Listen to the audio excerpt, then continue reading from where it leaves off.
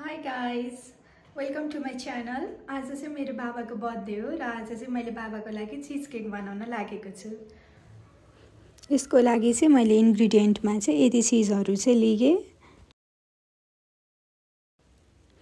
फर्स्टमा चाहिँ मैले डाइजेस्टिभ बिस्किट लिएँ अनि त्यसलाई ब्लेन्डरमा राम्रोसँग मिक्स गरिसकेपछि ब्लेन्ड गरिसकेपछि चाहिँ मैले एउटा भाँडामा सानो भाँडामा फर्स्ट ट्राई थियो नि त, अनि सानो भाँडामा चाहिँ राखेर त्यसलाई ट्याप गरेर फ्रिजमा सेट हुन दिएँ।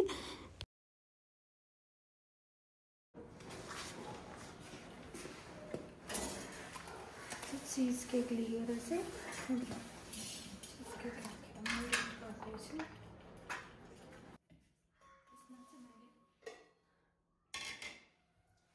आइसिङ सुगर घरमै बनाएको थिएँ अनि आइसिङ सुगर चाहिँ थोरै राख्न लागेको छु। यसमा थोरै कर्नस्टार्च पनि राख्न लागेँ।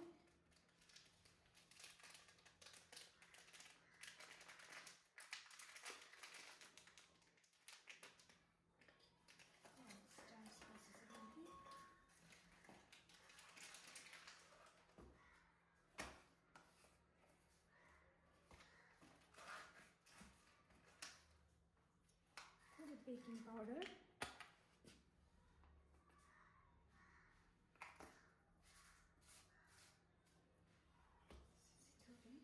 मिल्क, फ्रेस मिल्क,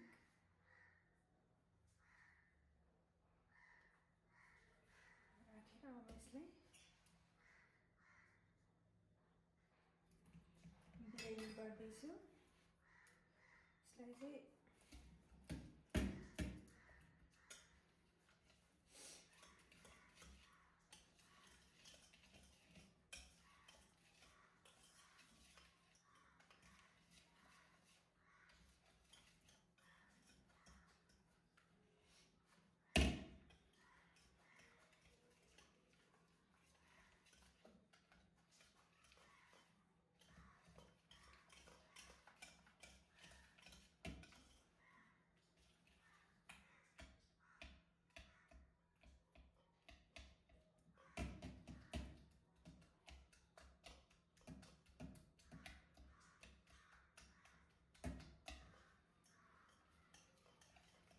सबै कुरा राखिसकेपछि चाहिँ मैले चाहिँ यसलाई राम्रोसँग ब्लेन्ड गरेँ।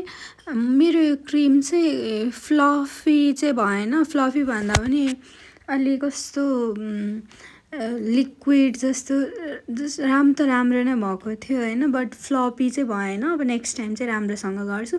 मैले यो बनाउने बेलामा यति धेरै दुःख पाएँ होइन, लाइक मैले 2-4 चोटि जति एयर फ्रायरमा हालेँ, एयर फ्रायरमा पनि बनेन। अनि त्यसपछि चाहिँ फेरि सेट हुनको लागि चाहिँ मैले चाहिँ डिप फ्रिजमा राखिदिएँ।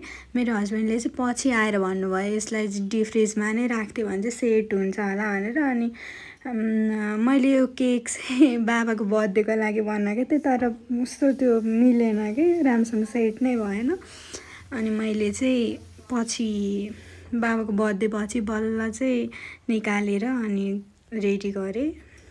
यसो यति धेरै टाइमसम्म मिक्स गरेर मैले क्रिमहरू चाहिँ एकदमै क्रिमी, एकदम लिक्विड बडी भयो। तर यसलाई चाहिँ अलिक फ्लफी क्रिम बनाउनु पर्ने रहेछ। ठिकै छ, यो मेरो फर्स्ट अटेम्प पनि थियो। अब चाहिँ राम्रोसँग बनाउँछु नेक्स्ट टाइम अलि।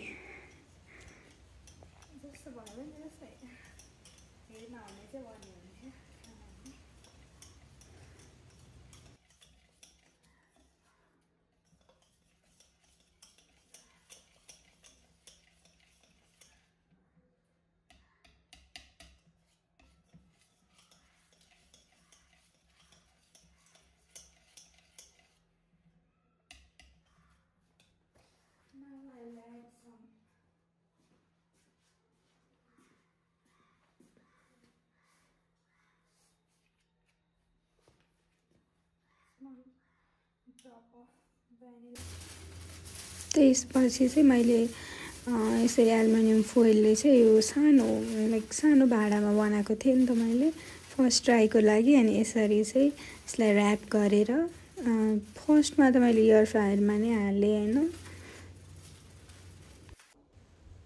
यसरी चाहिँ घरिको एयर फ्रायर, घरिको फ्रिज गरेर मेरो चिज केक चाहिँ रेडी भयो।